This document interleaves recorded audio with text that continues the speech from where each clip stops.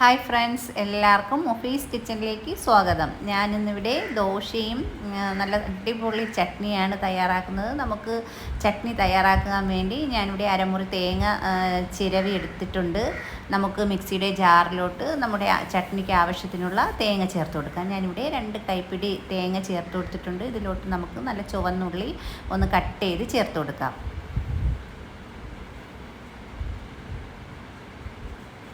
ഞാനിവിടെ 1/4 ടീസ്പൂൺ കാശ്മീരി ചില്ലിയും കൂടി ചേർത്ത് കൊടുത്തിട്ടുണ്ട്. ആവശ്യത്തിന് വെള്ളവും കൂടി ചേർത്ത് നന്നായി തന്നെ നമുക്കൊന്ന് അരച്ചെടുക്കാം. നമ്മുടെ ചട്നിക്കുള്ള ബാറ്ററൊക്കെ ഞാനിവിടെ അരച്ചെടുത്തിട്ടുണ്ട്.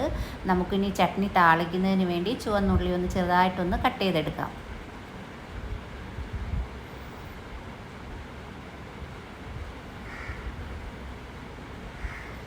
ഞാൻ 3 വറ്റൽമുളകും കൂടി എടുത്തിട്ടുണ്ട്. നമുക്ക് അതും കൂടി ഒന്ന് കട്ട് ചെയ്ത് എടുക്കാം.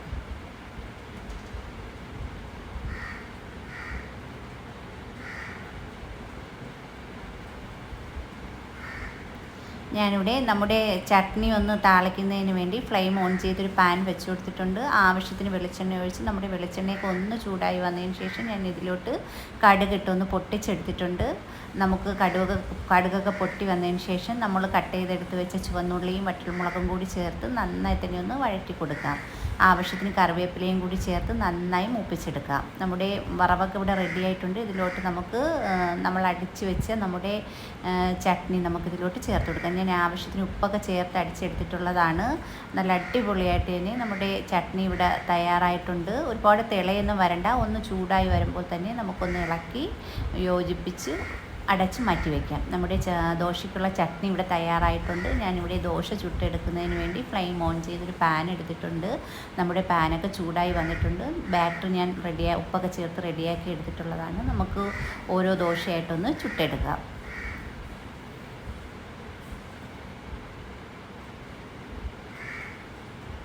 ദോശ ഒന്ന് നന്നായി തന്നെ ഒന്ന് പരത്തിയാണ് ഞാൻ ചുട്ടെടുക്കുന്നത്. നമ്മൾ ചെറിയ ദോശ ചുടുന്നതിനെക്കാട്ടി ഇങ്ങനെ പരത്തി ചുട്ടെടുക്കുമ്പോൾ നല്ല ക്രിസ്പി ആൻഡ് നല്ല സോഫ്റ്റ് ആയിട്ടിരിക്കും കേട്ടോ. നല്ല അടിപൊളി ദോശയാണ്. നമുക്കൊന്ന് തിരിച്ചിട്ട് കൊടുക്കാം.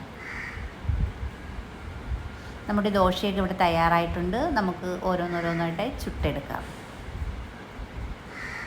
നമ്മുടെ ചട്നി ഇവിടെ തയ്യാറായിട്ടുണ്ട്. നല്ല അടിപൊളി ചട്നിയാണ് കേട്ടോ. നമുക്ക് ദോശയിലൂടെയും അപ്പത്തിൻ്റെ കൂടെയും ഒക്കെ കഴിക്കാൻ നല്ല അടിപൊളി ടേസ്റ്റാണ്. നല്ല സൂപ്പർ ചട്നി ഇവിടെ തയ്യാറായിട്ടുണ്ട്. നമുക്കിതൊരു ബൗളിലോട്ട് കോരിയെടുക്കാം.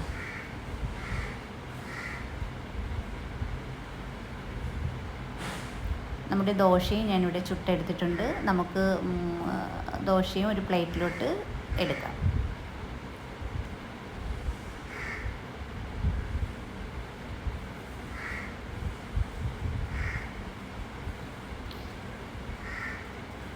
ഞാൻ ചട്നിയും തയ്യാറാക്കി എടുത്തിട്ടുണ്ട്. നമുക്ക് രാവിലെ ബ്രേക്ക്ഫാസ്റ്റ് ദോശയും നല്ല ചട്നിയാണ്. നല്ല അടിപൊളി സുലൈമാനി എടുത്തിട്ടുണ്ട്. നല്ല അടിപൊളിയായിട്ട് തന്നെ നമുക്ക് രാവിലത്തെ ബ്രേക്ക്ഫാസ്റ്റ് കഴിക്കാം. അടിപൊളിയാണ് കേട്ടോ. നല്ല ടേസ്റ്റാണ്. എൻ്റെ ചാനൽ ഇഷ്ടമാവുകയാണെങ്കിൽ സബ്സ്ക്രൈബ് ചെയ്യുക, ഷെയർ ചെയ്യുക, കമൻറ്റ് ചെയ്യുക. പുതിയൊരു വീഡിയോയുമായി വരുന്നത് വരെ എല്ലാവർക്കും ബായ്.